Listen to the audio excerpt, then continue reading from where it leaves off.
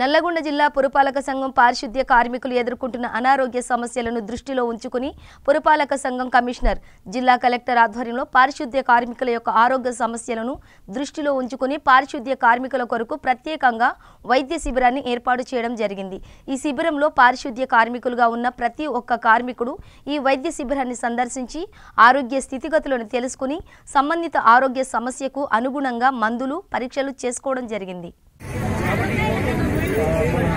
government వారి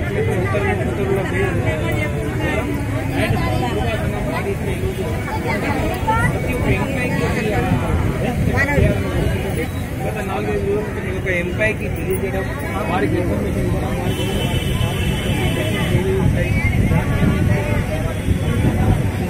వారికి ఏ ముఖ్యం